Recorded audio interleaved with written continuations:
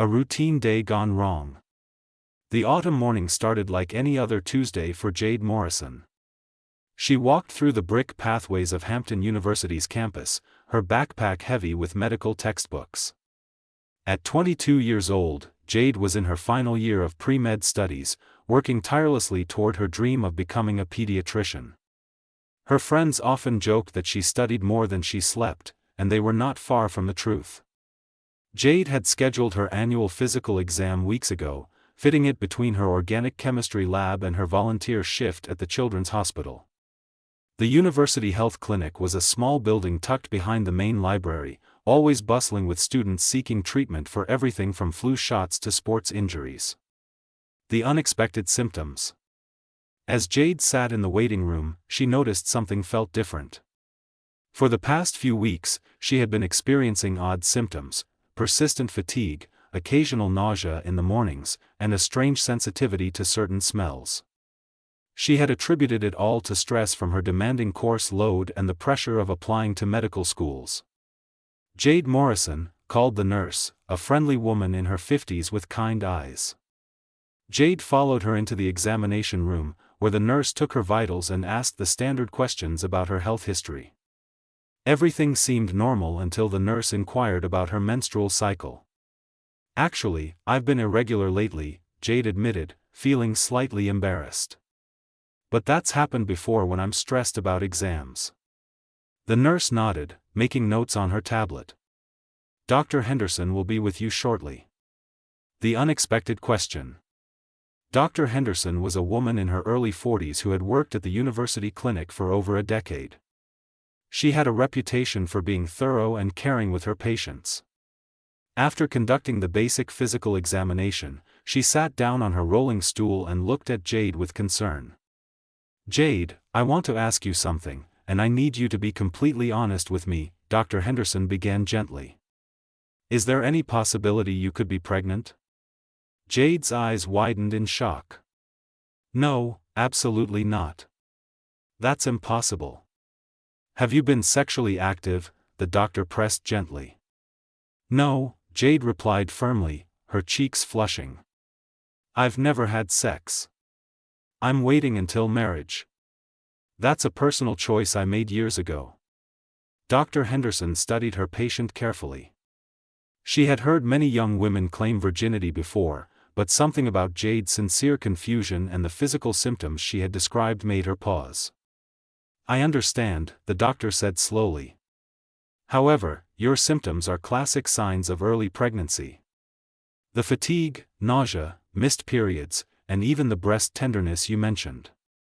I think we should run a pregnancy test just to rule it out completely." The impossible result. Jade wanted to refuse. The whole idea seemed ridiculous and almost insulting. But she also knew that in medicine, doctors ran tests to eliminate possibilities, even unlikely ones. She reluctantly agreed, assuming the test would be negative and they could move on to figuring out what was actually causing her symptoms. 20 minutes later, Dr. Henderson returned to the examination room. Her expression was troubled, and she carried a folder in her hands. "Jade, I need you to stay calm," the doctor began. "The test came back positive. You are pregnant." The words hit Jade like a physical blow. The room seemed to spin around her, and she gripped the edges of the examination table to steady herself. "That's impossible," Jade whispered, her voice shaking. "There must be a mistake. Run the test again." "We ran it twice," Dr. Henderson said gently. "Both times were positive. We also did a blood test to confirm. Your HCG levels indicate you're approximately 8 weeks pregnant." A world turned upside down.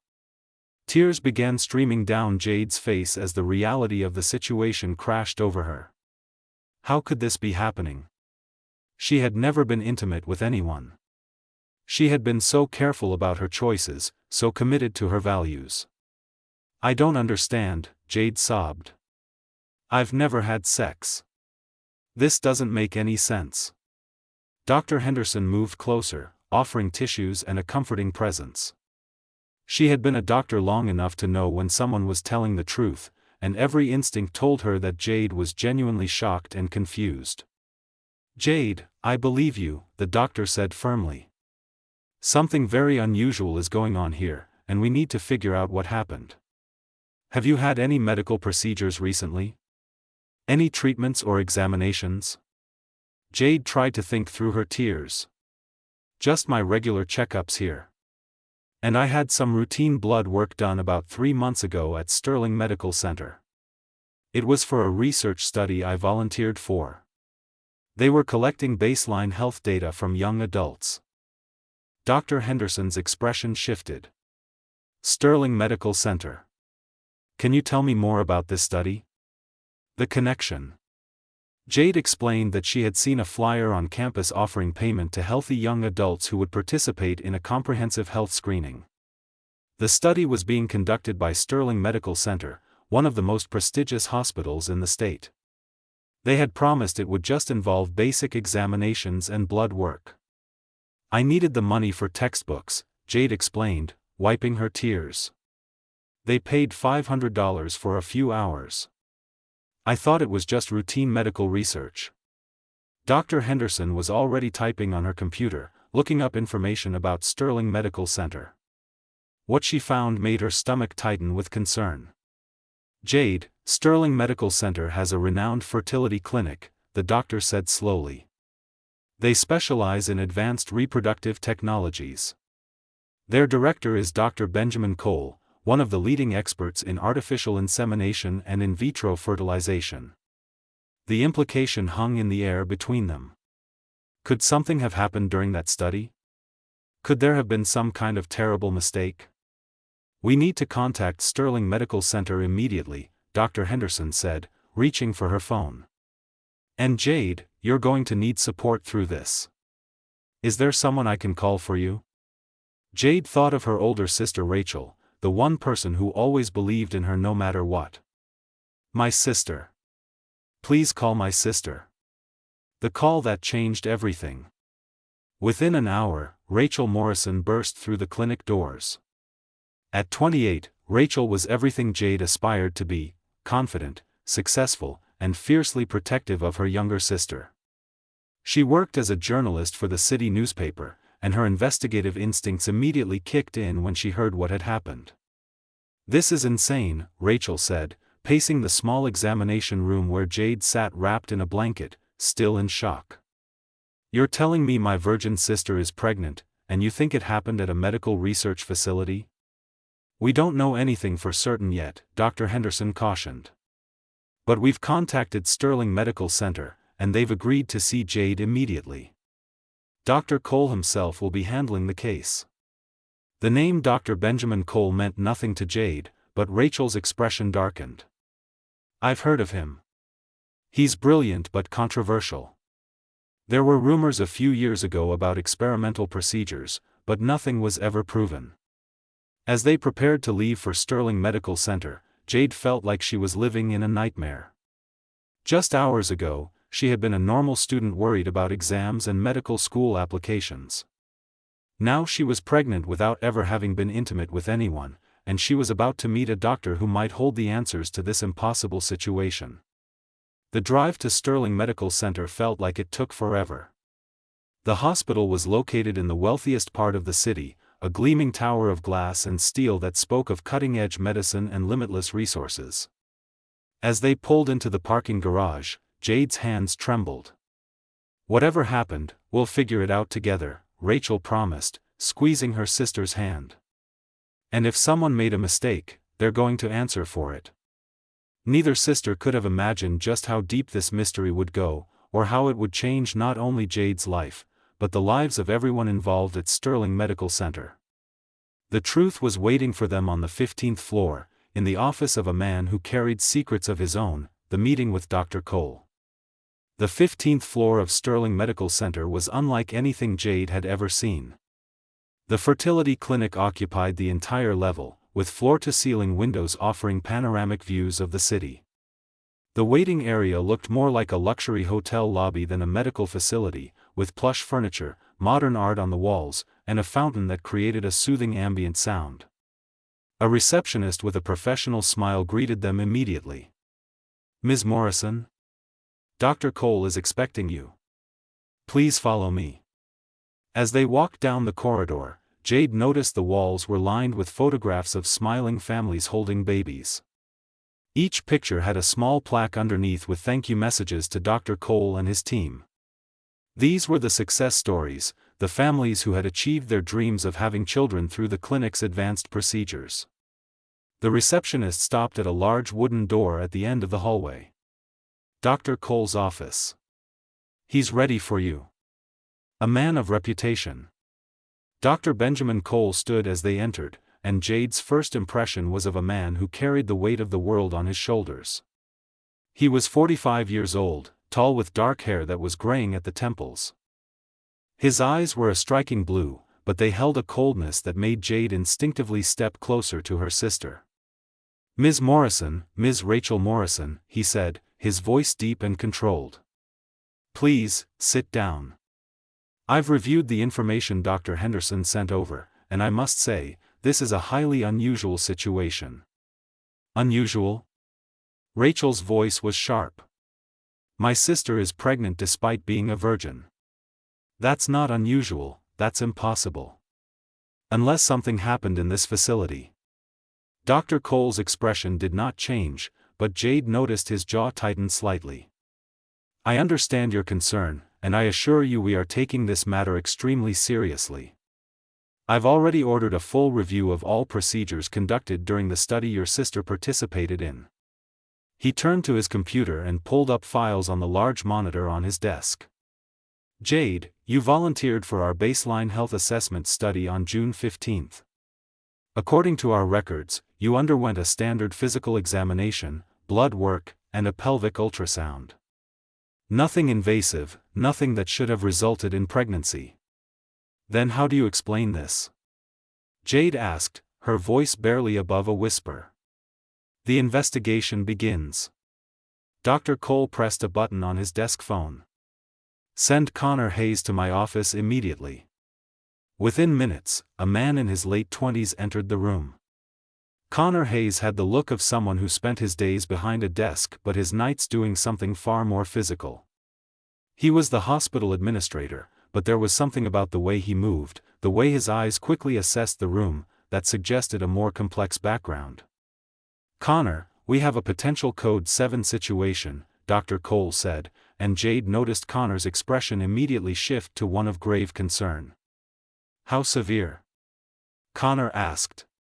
"Potentially catastrophic. I need you to pull every record, every log, every piece of documentation from June 15. Cross-reference with all procedures performed that day, authorized or otherwise." As Connor left the room, Rachel leaned forward. "What's a Code 7? Dr. Cole hesitated before answering. "It's our internal designation for a critical medical error.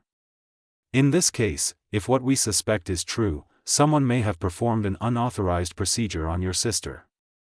The room fell silent as the weight of those words settled over them. Jade felt sick to her stomach, and it had nothing to do with morning sickness. The disturbing discovery. For the next 2 hours, they waited in Dr. Cole's office while Connor and his team worked. Dr. Cole made several phone calls, his voice growing increasingly tense with each conversation.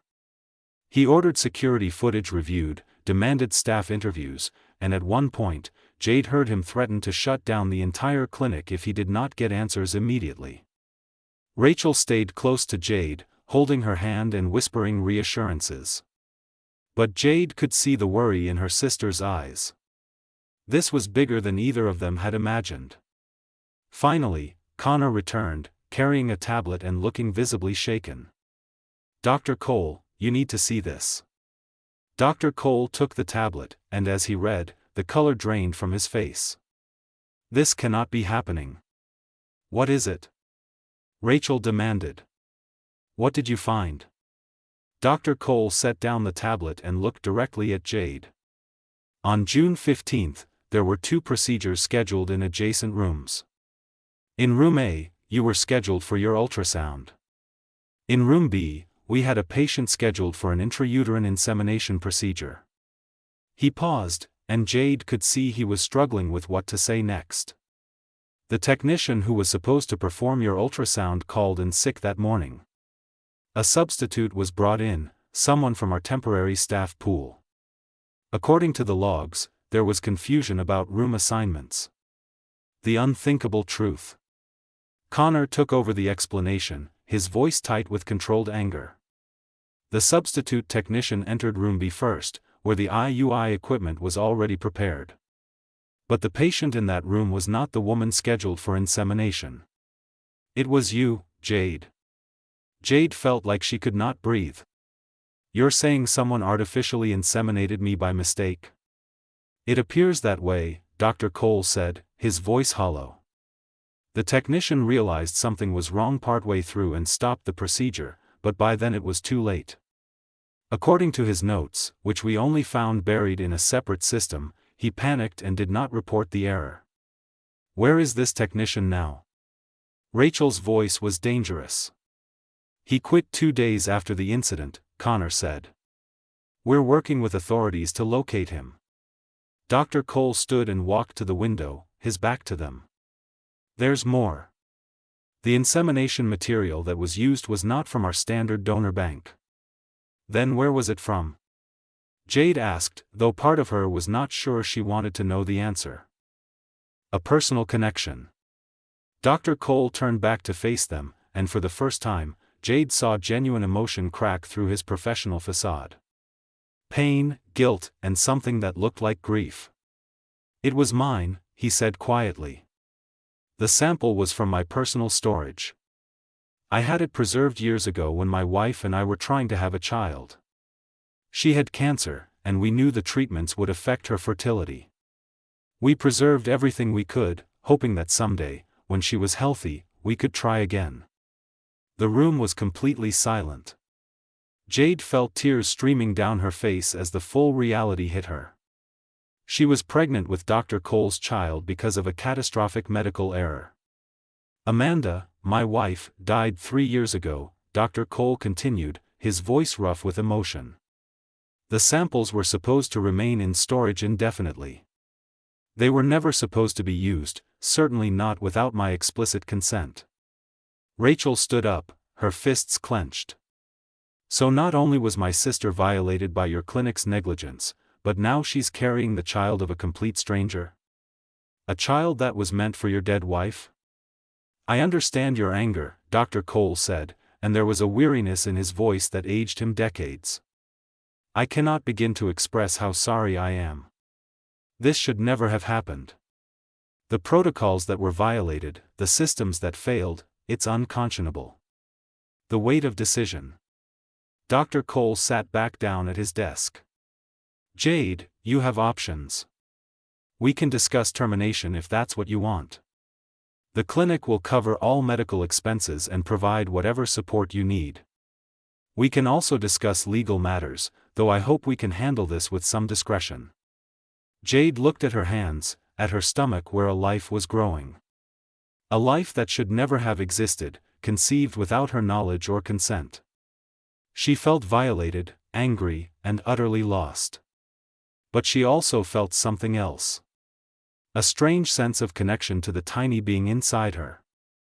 This was not the baby's fault. This child was as much a victim of this error as she was. "I need time," Jade said finally. "I need to think about everything." "Of course," Dr. Cole said. "Take all the time you need. In the meantime, I want to offer you the best prenatal care available. Whatever you decide, I want to make sure you're healthy and supported." As they prepared to leave, Dr. Cole called out to Jade. "Ms. Morrison, I know this means nothing right now, but I want you to know that if you choose to continue this pregnancy, I will take full responsibility. Financial, medical, whatever you need. This child, if born, will be provided for." Jade looked at him, at this broken man who had lost his wife and was now facing an impossible situation himself. "Why would you do that? You could just pay me off and make this disappear." Because despite everything that went wrong, despite all the mistakes, "This child shares my DNA," Dr. Cole said quietly. And Amanda always believed that life, no matter how unexpected, was precious. "I owe it to her memory to do the right thing." Unexpected complications. Over the next few days, the story grew more complex. Connor Hayes continued his investigation and discovered that the substitute technician who made the error had not acted entirely alone. There had been a series of system failures, inadequate training, and oversights by multiple staff members. Dr. Patricia Wells, the head of the hospital's ethics board, became involved. She was a woman in her 60s with a reputation for being tough but fair. She interviewed Jade multiple times, always treating her with respect and concern. "This is the worst medical error I've encountered in 30 years, Dr. Wells told Jade during one of their meetings. "Sterling Medical Center takes full responsibility, and we're implementing new protocols to ensure nothing like this ever happens again." But Jade was less concerned with protocols than with her own future. She had to decide what to do about the pregnancy, and the decision weighed heavily on her every moment. Rachel stayed by her side constantly, taking time off work to support her sister. "Whatever you decide, I'll support you," Rachel promised. "But you need to make this choice for yourself, not because of what anyone else wants." An unlikely bond. One evening, 3 weeks after the truth came out, Jade received an unexpected visitor. Dr. Cole appeared at her apartment, looking uncomfortable and out of place in the modest building where she lived. "I hope I'm not intruding," he said when she opened the door. "I wanted to bring you these." He handed her a stack of medical journals and books about pregnancy. But underneath them was something else, a photo album. "These are pictures of Amanda," he explained. "I thought if you're considering keeping the baby, you might want to know about the woman who was supposed to be the mother." Jade invited him in, and they sat at her small kitchen table while he showed her pictures of his late wife. Amanda Cole had been beautiful, with kind eyes and a warm smile. She had been a teacher, passionate about helping children learn. "She would have been a wonderful mother," Dr. Cole said, his voice thick with emotion. "We tried for so long before she got sick. This baby, in a way, is the child we always dreamed of having." "But I'm not her," Jade said softly. "And this isn't how it was supposed to happen." "No," Dr. Cole agreed. "But life rarely goes the way we plan. Amanda taught me that. She faced her cancer with such grace, always finding the light even in the darkest moments." As they talked late into the night, Jade found herself seeing Dr. Cole not as the cold, distant doctor from their first meeting, but as a man who had suffered tremendous loss and was trying to find meaning in an impossible situation. The decision. After weeks of soul-searching, medical consultations, and countless conversations with Rachel, Jade made her decision. She would continue the pregnancy. It was not an easy choice. Her education would be disrupted, her plans for medical school complicated. She would face judgment from people who would not understand or believe the truth of what happened. But when she looked at the ultrasound images, when she felt the first flutter of movement, Jade knew she could not terminate this pregnancy. This child was innocent, and somehow, she felt a responsibility to give it a chance at life. When she told Dr. Cole of her decision, he sat in silence for a long moment before speaking. "Thank you," he said simply. "I know you didn't make this choice for me, but thank you anyway." A new arrangement. They worked out an arrangement with the help of lawyers and Dr. Wells. Dr. Cole would provide full financial support for Jade's medical expenses, her education, and the baby's future needs. He would have rights to be involved in the child's life, but Jade would have primary custody. It was clinical and formal, but it was also the beginning of something neither of them expected, a genuine connection. Dr. Cole began attending Jade's prenatal appointments. At first, it was awkward, two strangers brought together by an impossible situation. But gradually, they began to talk about more than just medical updates. Jade learned about his childhood, his path to becoming a doctor, his love story with Amanda. Dr. Cole learned about Jade's dreams, her passion for medicine, her close relationship with her sister. Connor Hayes, who had become something of a guardian through the investigation, noticed the change. "You two are becoming friends," he observed one day. "Is that so strange?" Jade asked. "Given how this started?" "Yes," Connor said with a slight smile. "But maybe that's exactly what both of you need. The public revelation." Despite their best efforts to keep the situation private, news of the medical error eventually leaked to the press. Rachel suspected it came from someone at the hospital, possibly a disgruntled employee, but the source did not matter once the story hit the news. The headlines were sensational: virgin student pregnant after medical mistake, top fertility doctor's sample used in catastrophic error, Sterling Medical Center faces lawsuit over unauthorized insemination. Jade's life became a media circus overnight. Reporters camped outside her apartment building. Her phone rang constantly with requests for interviews. Even her classmates, who had been supportive at first, began treating her differently, whispering when she walked by. The university placed her on medical leave, officially for her health, but Jade knew they wanted to distance themselves from the scandal. Her dreams of medical school seemed to slip further away with each passing day. Dr. Cole, for his part, became the target of intense scrutiny. While the investigation had cleared him of any wrongdoing, there were those who questioned why his personal samples had been in the clinic's storage in the first place. Some suggested he had been conducting unauthorized experiments. Others implied the error was not an accident at all. "This is destroying both our lives," Jade said during one of their meetings, now held in Dr. Cole's home to avoid the media. "Maybe we should just tell them I'm giving the baby up for adoption and go our separate ways." Dr. Cole, who had been standing by the fireplace, turned to face her. "Is that what you want?" Jade realized she did not know what she wanted anymore. Her life had become so complicated, so far removed from what she had planned, that she felt like she was drowning. The support of an unlikely friend. It was Connor Hayes who provided an unexpected lifeline. He had continued working with Jade and Dr. Cole throughout the process, helping coordinate medical care and legal matters. But one evening, he revealed something that changed how Jade saw him. "I know what you're going through," Connor said as they sat in a coffee shop far from the media attention. "Not exactly, obviously, but I understand having your life turned upside down by circumstances beyond your control." He told her his story.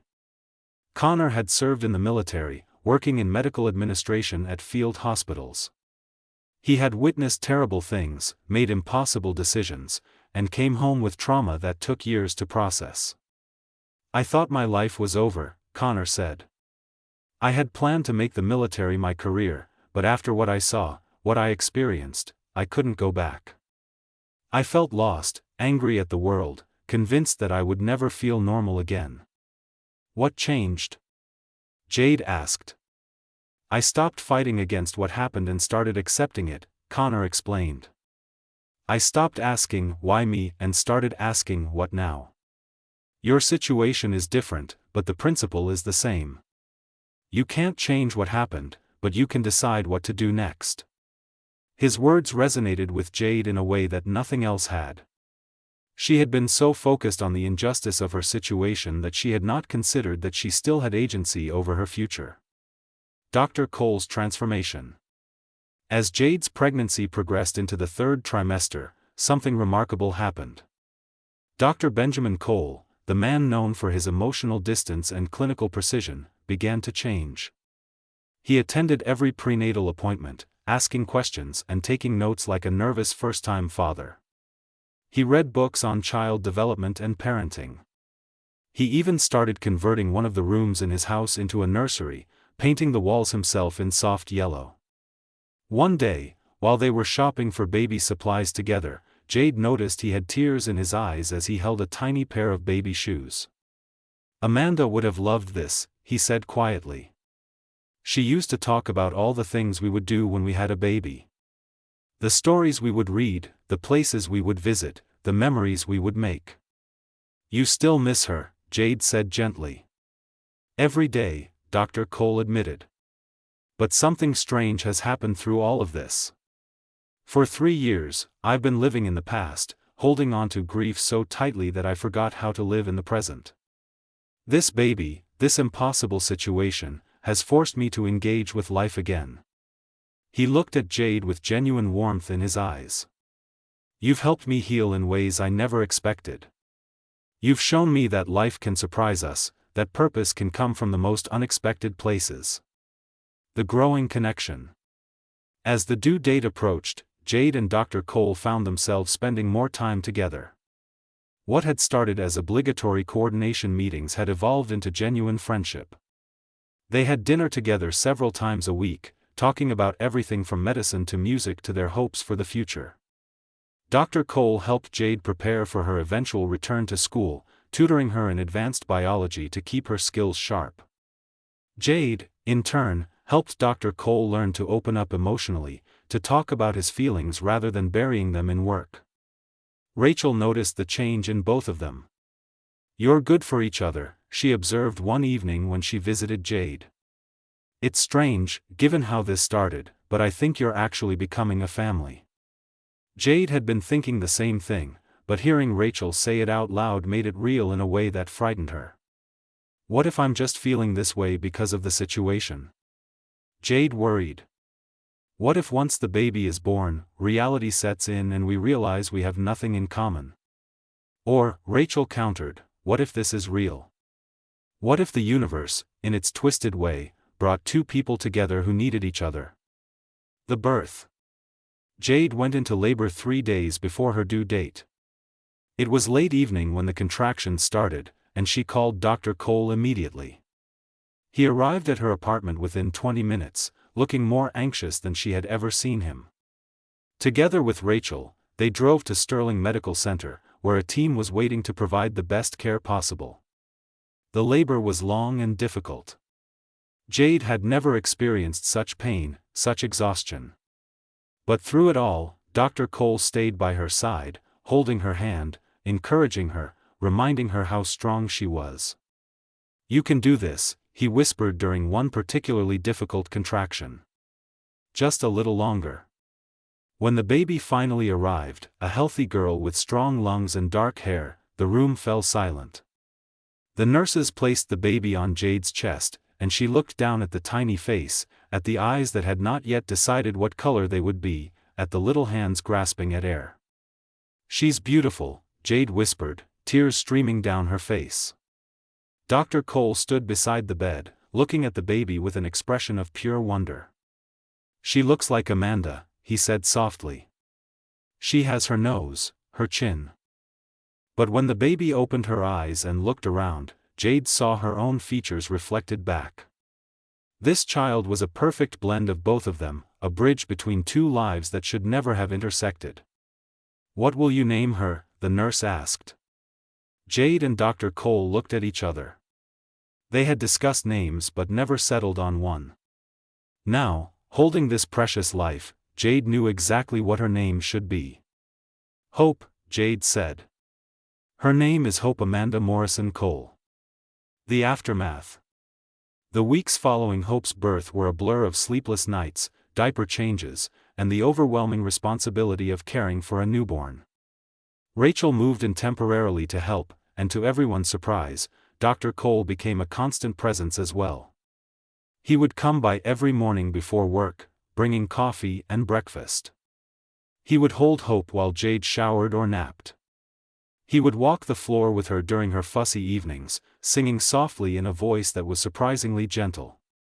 "You're a natural," Jade told him one night as she watched him rock Hope to sleep. "I'm learning," Dr. Cole replied. "Everything I do with her, I imagine Amanda beside me, guiding me. It helps." As the months passed, they fell into a routine. Dr. Cole would spend mornings with Hope before work, and evenings after his shift. Jade focused on healing and adjusting to motherhood. They made decisions together about Hope's care, about her future, about how to navigate their unique situation. The legal settlement with Sterling Medical Center provided more than enough money for Jade to return to school and for Hope's future education.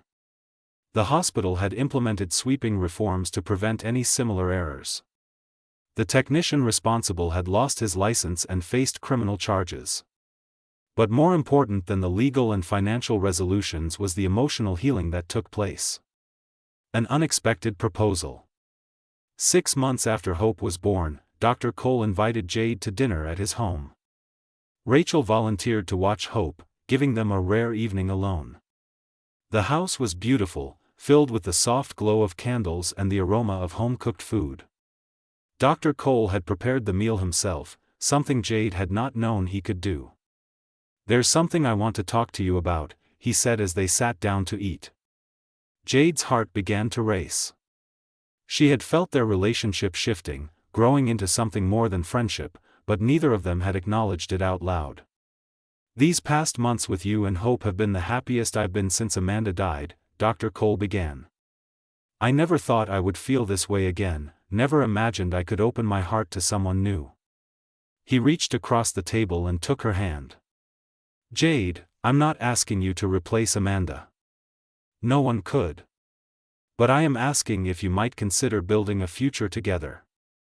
Not because of Hope, though she's a precious gift, but because I've fallen in love with you." Jade felt tears filling her eyes. She had been afraid to admit her own feelings, worried that they were somehow wrong or inappropriate given how they had met. "I love you too," she whispered. "I've been so scared to say it, scared that it was too soon or too complicated." "Everything about us is complicated," Dr. Cole said with a slight smile. "But maybe that's okay. Maybe the best things in life are worth being complicated for." The wedding. They were married in a small ceremony 6 months later, surrounded by close friends and family. Rachel stood as Jade's maid of honor, tears streaming down her face as she watched her sister marry the man who had become so important to their lives. Connor served as Dr. Cole's best man, having become a close friend to both of them through the journey. Even Dr. Wells attended, dabbing at her eyes as she watched the couple exchange vows. Hope, now 1 year old, sat in the front row with Rachel's mother, babbling happily and occasionally squealing with delight, much to everyone's amusement.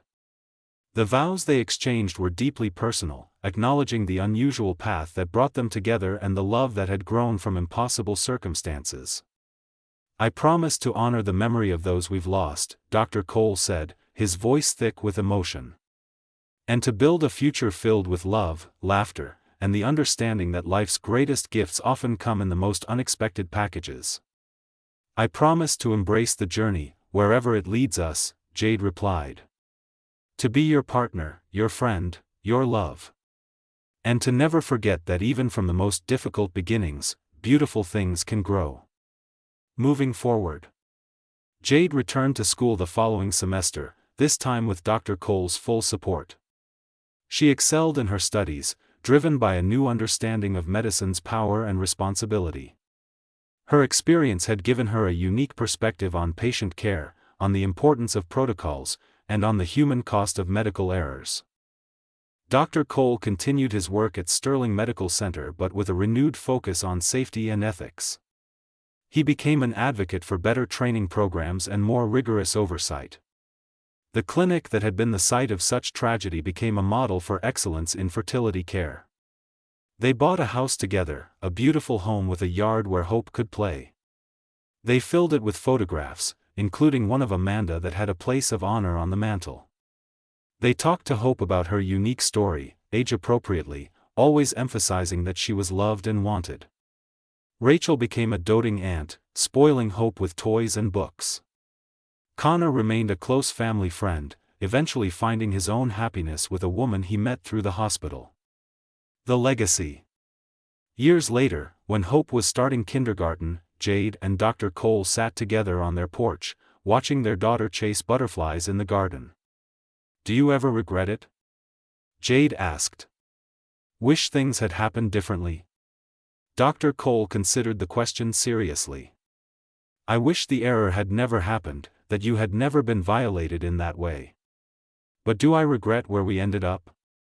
No. I've gained a wife I love deeply and a daughter who brings me joy every day." He pulled Jade closer. Amanda used to say that life is not about the hand you're dealt but about how you play it. We were dealt an impossible hand, but we played it together, and we won. Jade rested her head on his shoulder, watching Hope's carefree play. She thought about the frightened young woman she had been, sitting in that clinic, learning the impossible truth. She thought about the journey that followed, the pain and confusion, the gradual healing and unexpected love. "I'm writing a book," Jade said suddenly. "About our story. Not for publication, just for Hope. So when she's old enough, she'll understand how loved she is, how her existence, despite beginning with a mistake, became the greatest blessing of our lives." "That's beautiful," Dr. Cole said. "What will you call it?" Jade smiled. "The Impossible Truth. Because sometimes the truth is stranger than fiction, and sometimes the impossible becomes the foundation for everything." As the sun set over their garden, painting the sky in shades of gold and pink, the family sat together. Hope ran to them, her cheeks flushed with play, and climbed into her father's lap while Jade wrapped her arms around them both. They were a family born from tragedy, forged through adversity, and strengthened by love. Their story would never be conventional, would never fit neatly into society's expectations. But it was theirs, and it was real, and it was filled with a joy that only those who have walked through darkness can fully appreciate. The impossible had become possible. The unthinkable had become their daily reality. And from the worst medical error Sterling Medical Center had ever seen had come the greatest love story that Jade and Benjamin could have ever imagined. Hope fell asleep in her father's arms as twilight settled over the city. Tomorrow would bring new challenges, new joys, new moments to treasure. But tonight, in this perfect moment, all three of them were exactly where they belonged. Together.